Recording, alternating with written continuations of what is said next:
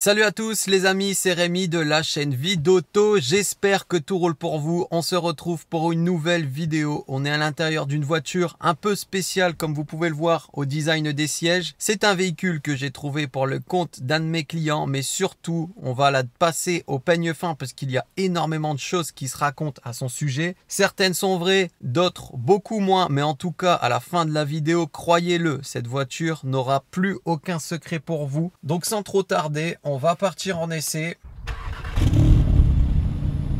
Pour commencer, au niveau du design, il faut savoir que l'Audi S3 partage exactement la même caisse qu'une A3 classique. C'est pourquoi, d'un point de vue du design extérieur, seuls les plus fins connaisseurs pourront remarquer que cette voiture cache en réalité 300 chevaux sous le capot. On est sur un moteur de 4 cylindres. On y reviendra un peu plus tard sur les performances et sur le moteur.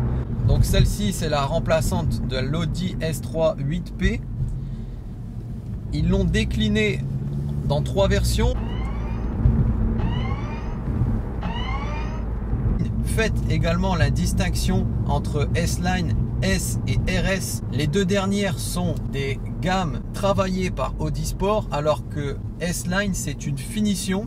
Donc comme je vous disais sur la partie extérieure, c'est effectivement assez compliqué de distinguer une S d'une S-Line classique, même si je vous accorde que dans la version d'aujourd'hui, c'est nettement plus simple du fait qu'elle est vraiment bien équipée. On a une boîte de vitesse, la S-Tronic 6 pour les versions à 300 chevaux.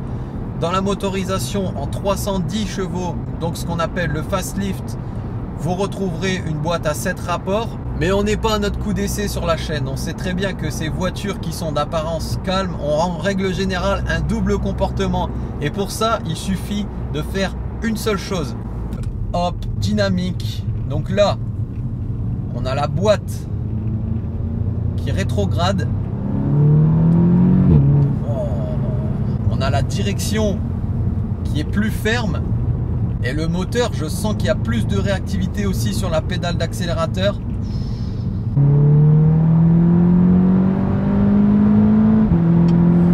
Le passage de rapport se fait à 7000 tours.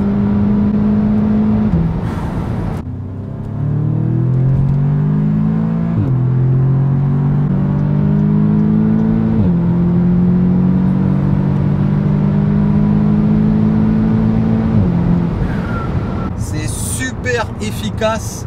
La boîte de vitesse est rapide et elle est bien étagée puisqu'elle passe les rapports au bon moment, même si ça enlève un petit peu de sentiment de sportivité puisque en réalité la voiture elle fait tout seul.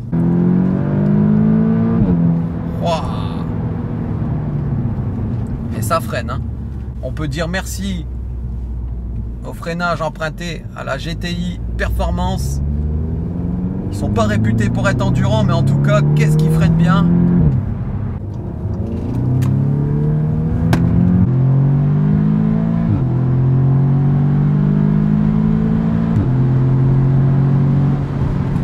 Ça marche mais super bien. Le 0 à 100 est expédié en 4 secondes 9. Donc c'est des performances qui sont quand même super efficaces, il faut avouer. Mais en fait, c'est une voiture qui est peut-être même un petit peu trop parfaite. Et c'est le reproche qu'on pourrait lui faire. Mais c'est vraiment un double comportement en fait cette voiture. Vous l'avez vu tout à l'heure, quand on veut rouler tranquille, elle est tranquille. Et lorsque vous décidez d'envoyer, elle envoie.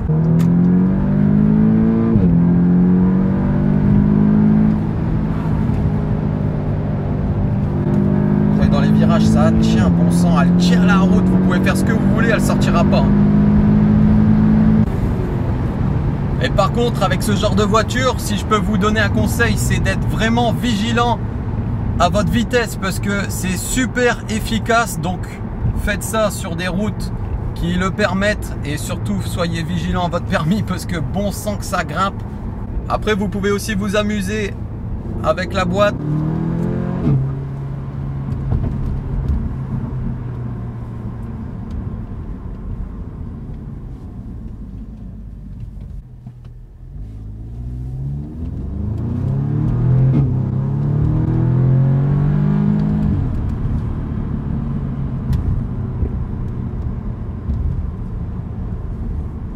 avec les palettes aussi.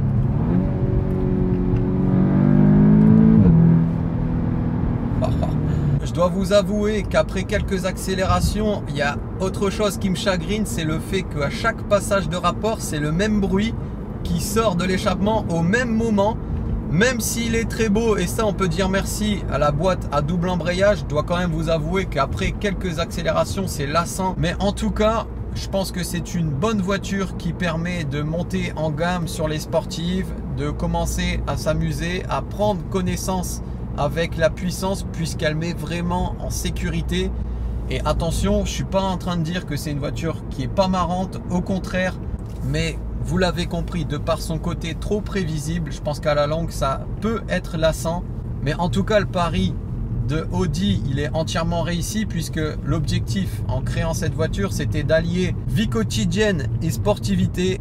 Et sur ça, il faut quand même avouer que le pari est réussi. Alors maintenant que vous connaissez cette Audi S3, je vais vous demander de me donner votre avis dans la zone de commentaires. Dites-moi ce que vous pensez de la voiture. Rejoignez-moi également sur les réseaux sociaux. Abonnez-vous aussi à la chaîne, ça fait super plaisir. On se retrouve très vite pour d'autres vidéos. En attendant, c'était Rémi. Je vous souhaite à tous une bonne route et n'oubliez pas, ce n'est que du plaisir.